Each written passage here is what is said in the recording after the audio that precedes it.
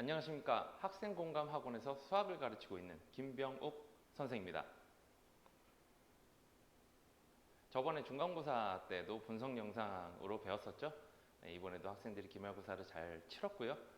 이제 여름방학이 다가오고 있는 이 시점에서 이번 시험이 어떻게 출제가 됐었고 또 이걸 또 잘 해석을 해서 여름방학을 어떻게 지내야 될지, 준비를 해야 될지, 또 이학기를 어떻게 준비해야 될지 방향이 잡히겠죠. 네, 그래서 그것을 한번 제가 분석을 해보려고 앞에 섰습니다. 네, 첫 번째로 저번과 마찬가지로 이제 난이도부터 살펴볼 건데요. 작년과는 크게 차이가 날 정도는 아니지만 굳이 따져보자면 약간 상승해서 1과 10 사이에서 한 8 정도 된다고 분석이 됐습니다.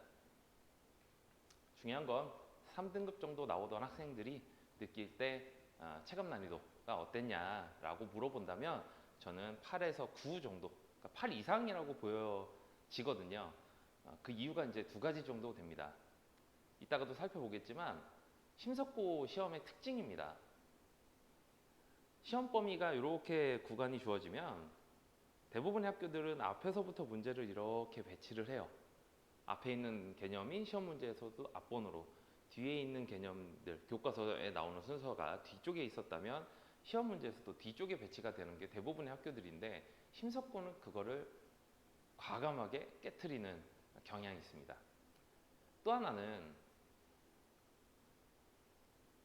문제에 쓰인 개념들의 순서만 그런 게 아니라 문제 배점, 그러니까 실제 이제 난이도가 높은 문제들이 뒤에 나오지 않아요. 이마저도 깨트리는 경향이 좀 있습니다.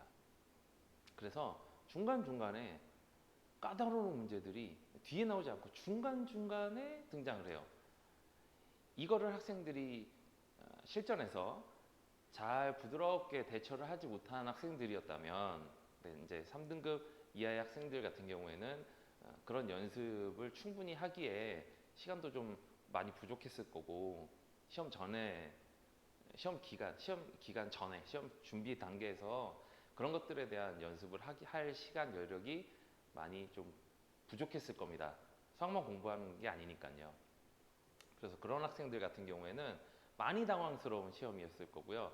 지금까지 봤던 심석고 문제들 중에서 가장 그 경향이 강했습니다. 뭐 선생님들의 어떤 뭐 의도였을지 아니면 우연이었을지 모르지만 네, 어쨌든 학생들이 많이 당황스러웠을 만한 문제로 보여집니다. 이제 문항들을 한번 살펴볼 건데요. 대부분의 문항들은 역시나 교과서에서 그래도 출제가 됐습니다.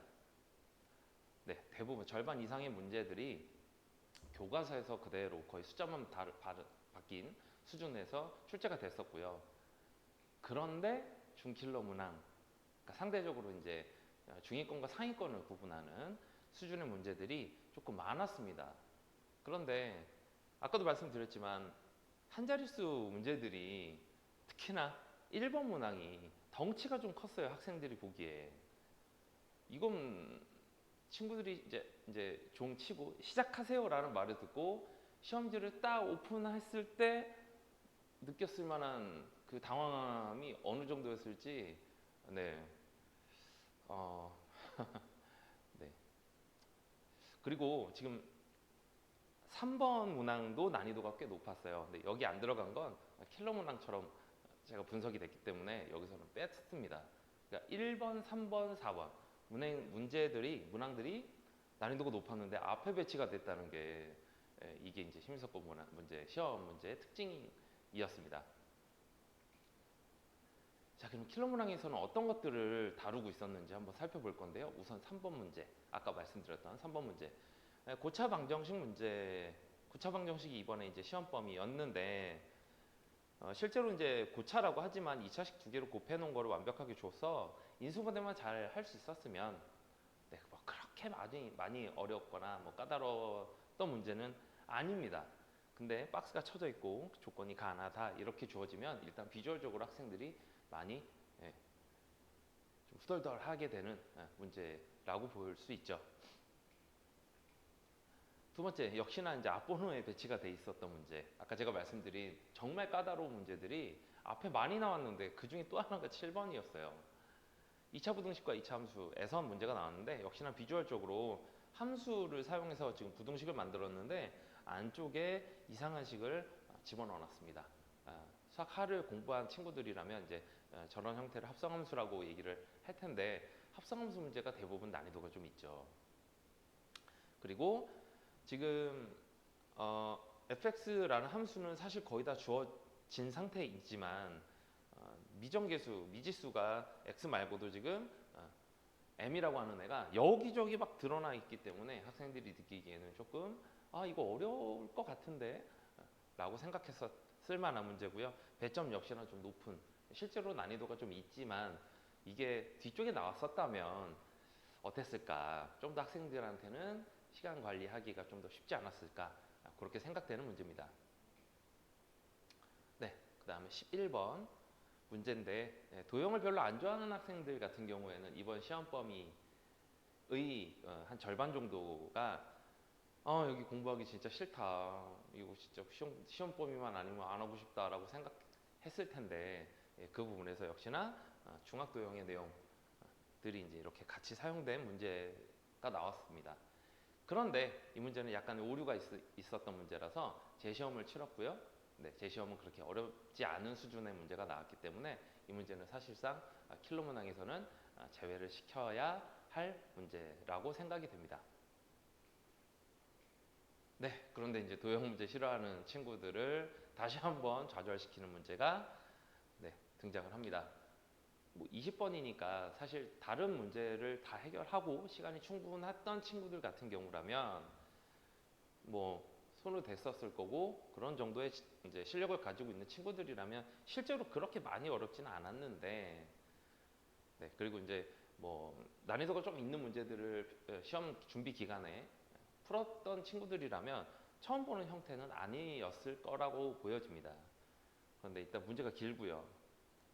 그리고 이제 도형 문제가 나왔었고, 그냥 단순한 어찌 보면 1차 함수 직선의 방정식 파트에서 나올 수 있는 그냥 전형적인 문제였는데 이 부분을 중학도형과 같이 껴서 출제를 하셨네요.